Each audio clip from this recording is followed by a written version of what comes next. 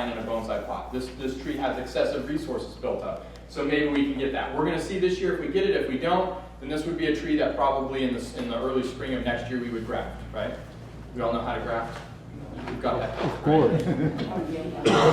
Okay. So my first move, I'm going to eliminate some stuff so that you guys can see into this, so that I can get a little bit better idea of what we're doing. Now I'm going to eliminate these areas where we call this abundant branching in one location. So this means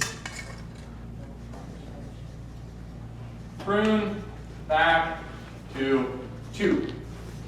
Always 2. Always 2, always 2. Okay? So if you guys notice, at any one location on this tree, can we see here how we've got one emerging from the top, and then these two guys emerging laterally? Can we see that? You see this? See how we have this tree? This is going to be common at every cut site, right? Because we know when we get cuts or when we prune candles, we're going to get multiple buds in one location. That happens across this entire tree. Even if we look into the finer points on the tree, if you guys can see this branch here, and I know it's hard to see, we've got 2 very fine buds and then 1 very vigorous bud behind it. Somehow this was pruned here in the field, and lo and behold, the tree produced these 2 buds and this bud. There's 3 buds at one location. Okay, so we've got to be cognizant of that all the time.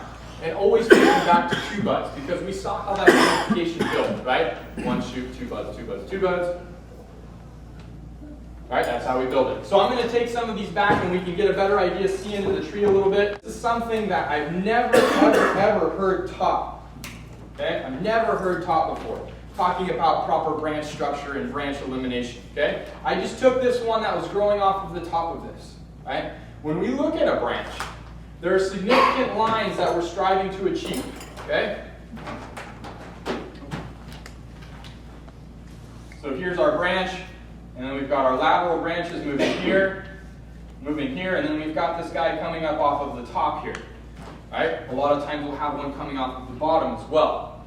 Well, if we look at our ramification, here's our shoot, and we cut this, and we want to branch into 2, and then 2, and then 2.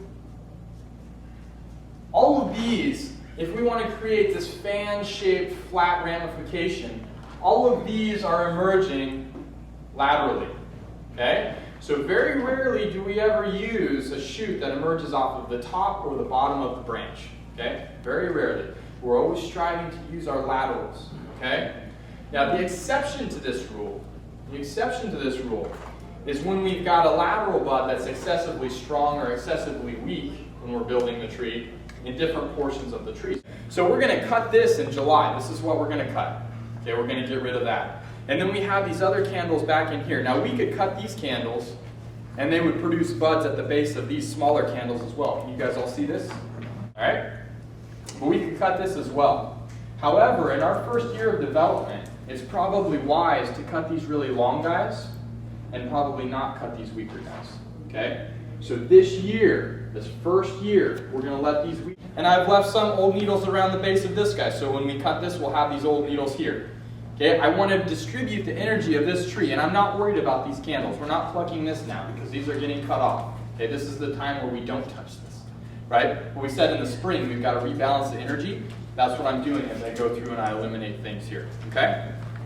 So as I'm up here working, if you guys have questions, go ahead and ask.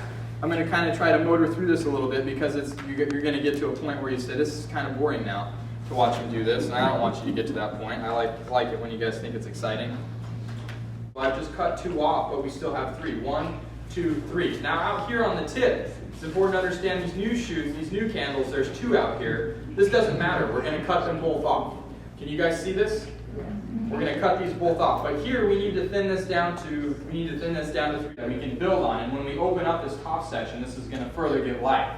So I'm going to keep the stronger ones here, knowing that I want to get strength in this lower one. Now up top, I may have taken off the stronger ones and leaving the weak ones. Left the weak ones. But down low, I want to maintain strength. I leave the stronger ones. Okay?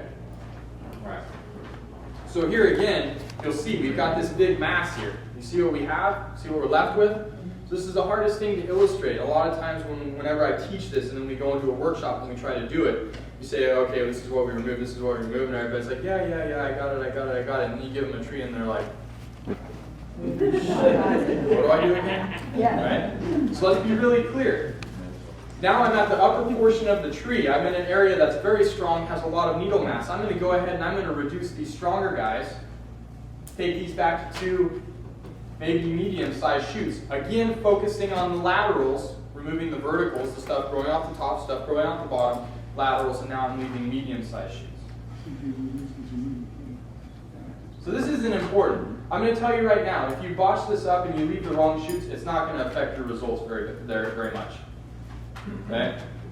So now you see I've got these 2 shoots here. I've got some little needles left here. They're both facing laterally, so now the buds that are going to emerge when we cut both of these back to here will also emerge, hopefully laterally. We'll choose 2 laterals from the ones that emerge.